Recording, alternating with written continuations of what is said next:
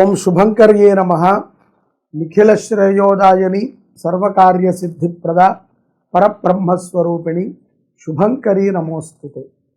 వక్రతుండ మహాకాయ సూర్యకోటి సమప్రభ నిర్విఘ్నం కురు మే దేవ సర్వకార్యేషు సర్వదా. గురు బ్రహ్మా గురుర్విష్ణు గురుర్దేవో మహేశ్వర గురు సాక్షాత్ పరబ్రహ్మ తస్మై శ్రీ గురవే నమః. అస్మత్ శ్రీ గురు చరణారవిందాభ్యాం నమః. శ్రీ శ్రీ శ్రీ గణపతి సచ్చిదానంద సద్గురుభ్యో నమో నమః. పౌర్ణమి తర్వాత మీనరాశి వారికి శని ప్రభావం చేతో తెలియదు, లేకపోతే వారికి ఉన్నటువంటి స్వనక్షత్ర జాతకము రీత్యా ఉన్నటువంటి దోషముల చేతనో తెలియదు, గోచారము రీత్యా అయితే గనక కొంత మగతతనంగా ఉంటారు. అన్నీ ఉంటాయి కానీ ఏదో అల్లున్నట్లో శని ఉన్నది అన్నట్టుగా మనకి ఏదీ కలిసి రాదేంట్రా బాబు అనేటువంటి ఫీలింగ్లో ఉంటారు. అలా అని తక్కువ అంచనా వేసుకోకూడదండోయ్. అన్నీ బాగా కలిసి వస్తున్నాయి మీనరాశి వారికి, అన్నిట్లోనూ కూడా రాణిస్తున్నారు, కానీ తృప్తి లేదు. అది మీ యొక్క జన్మజాతకము రీత్యా ఉన్నటువంటి దోష ప్రభావం ఏమిటో మనం చూసి పరిష్కారం చేసుకుంటాం మంచిది. సంతాన విషయంలో లాభాన్ని పొందుతారు. ఉద్యోగస్తులకి కించిత్ ఉద్యోగ మార్పు ఉంటుంది. అవకాశం వస్తే కనుక మంచి స్థానం అయితే కనుక ఉద్యోగం మారండి. మీరు ఇప్పుడు మారకపోతే రానున్న యొక్క రోజుల్లో మార్పు వస్తే అది మీకు నచ్చినా నచ్చకపోయినా తప్పదు. శని మారుస్తున్నాడు అంటే మనము నూతన ప్రదేశానికి వెళ్ళి నూతనముగా జీవనం చేయడానికి అన్ని మార్గాలు చూపిస్తున్నాడు. అలాగే ఈ యొక్క విదేశాలలో ఉన్నటువంటి మీనరాశి జాతకులకి వ్యాపారము పైన దృష్టి బాగా సాగుతుంది. ఏదో ఒక చిన్నపాటి టీ కొట్టైనా పెట్టాలి, కిరాణా కొట్టైనా పెట్టాలి అని కొంతమంది పెద్ద పెద్ద వ్యాపారాలు కోట్లల్లో ఆలోచిస్తారు. ఏది ఎలా జరిగినప్పటికీ కూడా ఫికిల్డ్ మైండ్తో మాత్రం ఉండకండి. అటువంటి ప్రమాదములు చాలా ఉన్నాయి.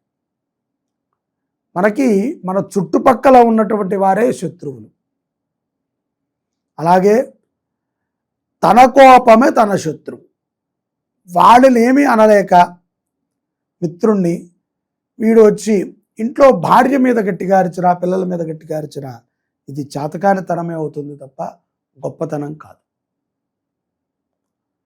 ఎక్కడ ఏది ఎలా మనం నిర్ణయం తీసుకోవాలన్నా ఆలోచనతో తీసుకోవటం మంచిది. అప్పు చేయకండి, అప్పు ఇవ్వకండి. అప్పు ఇచ్చేటువంటి వాళ్ళకి తీసుకునేటువంటి వాళ్ళకి మధ్యలో ఉండకండి. తప్పదండి, మా వ్యాపారమే అదే అనుకుంటే ఇక అది మీ కర్మ కూడా అదే అనుకోవాలి.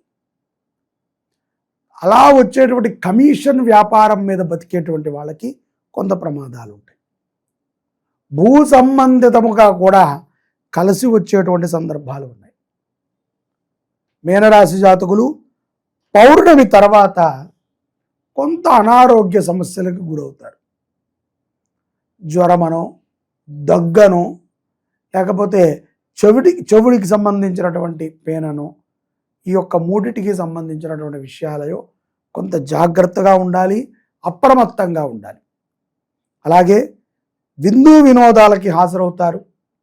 పౌర్ణమి తరువాత మీ గృహములో జరిగేటువంటి ఒక కార్యానికి మీరు ఆధిపత్యం వహిస్తారు.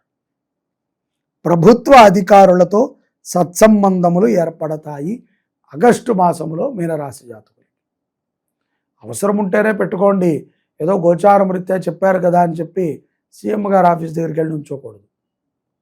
అవసరం ఉంటే ప్రభుత్వంతో ఏదైనా మనకి పని ఉండి మనం చేయించాల్సి ఉంటే, మనమే చేయాల్సి ఉంటే అప్పుడు అవసరం అందరికీ ఉంటుందిలేండి. ప్రభుత్వంతో ఆ పనితో మనకి అవసరం ఉండి ఆ అధికారితో అవసరం ఉంటే మీరు ప్రయత్నిస్తే అది మీకు సులభముగా లభిస్తుంది. ఉద్యోగ ప్రమోషన్లో కూడా మంచి ఆనందాన్ని పొందుతారు మీనరాశి జాతకులు. ఈ యొక్క విదేశాలలో ఉన్నటువంటి వారు కూడా పౌర్ణమి తర్వాత వ్యాపారములు చేయటానికి సంసిద్ధులై దానికి సంబంధించినటువంటి వనరులని ఏర్పరచుకుంటూ ఉంటారు. గురుముఖత ఒక సద్భావనతో దీర్ఘకాలికముగా వ్యాపారములు నడవాలి. చాలామంది ఇవాళ రేపట్లో సంవత్సరముల్లో బోర్డు మార్చేస్తున్నారు. అటువంటి వ్యాపారాలు కాదు, కొంత దృఢమైనటువంటి వ్యాపారములు చేసి సమాజానికి ఆ యొక్క వ్యాపారం నుంచి వచ్చే ధనముతో సేవ చేయదలిచినటువంటి వ్యాపారములు తప్పనిసరిగా విజయాన్ని పొందుతాయి. గో సంరక్షణకై మీరు పడేటువంటి తాపత్రయం మీకు ఎంతో ఆనందాన్ని ఇస్తుంది. సంతాన విషయంలో కూడా శుభవార్తలని వింటారు. ఉద్యోగ అవకాశములు కూడా పౌర్ణమి తర్వాత ఆగస్టు నెలలో మీనరాశి జాతకులకి ఆనుకూలించే విధముగా ఉన్నాయి. స్థిరాస్తులు వాటి యొక్క విలువలు పెరుగుతాయి, అది ఎంతో సంతోషాన్ని ఇస్తాయి. నూతన కొనుగోళ్ల పైన మార్గదర్శకాలను వెతుకుతూ ఉంటారు.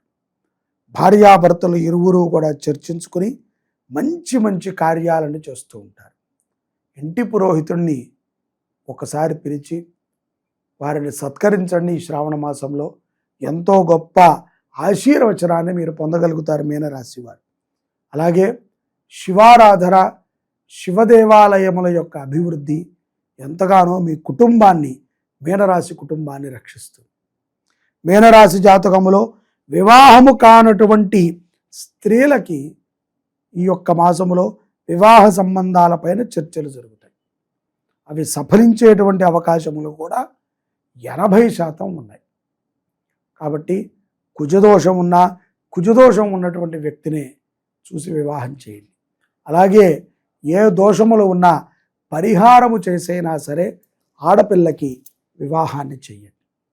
వివాహ కాలంలో కూడా ఇష్టదైవాన్ని ఎక్కువగా ఆరాధన చేయండి. ఇక్కడ ఈ యొక్క ఆగస్టు నెలలో ఇన్ని రకములైనటువంటి లబ్ధులు మీనరాశి వారు పొందుతున్నారు గోమాత యొక్క అనుగ్రహంతో. గోవుని రక్షించటము మన బాధ్యత, గుడిని రక్షించటము మన ధర్మం, గురువుని పూజించటము మన యొక్క జీవన శైలి. ఈ మూడిటిని కూడా మనం మర్చకూడదు. గురువు, గుడి, గోమాత, ఇవి ఎప్పుడైతే గనక మనం విస్మరిస్తామో, వీటిని ఎప్పుడైతే గనక మనము పెడచెవిని పెడతామో అప్పుడు మనకి కష్టాలు తప్పవు. మనము అంటే సమాజంలో ఉన్న అందరికీ. మనం బాగుంటే సమాజం బాగుంటుంది. మనం బాగోవాలి అంటే గురువు బాగోవాలి, గుడి బాగోవాలి, దాని తర్వాత గోమాత ముఖ్యంగా బాగోవాలి. ప్రధానంగా గోమాత బాగుంటే దేశమంతా బాగుంటుంది. ఆ మన దగ్గరలో ఉన్నటువంటి గుడి చక్కగా ధూపదీప నైవేద్యాలు జరుగుతూ ఉంటే మన యొక్క ప్రాంతము బాగుంటుంది. మన గురువు బాగుంటే మన ఇల్లు, మన వంశము బాగుంటుంది.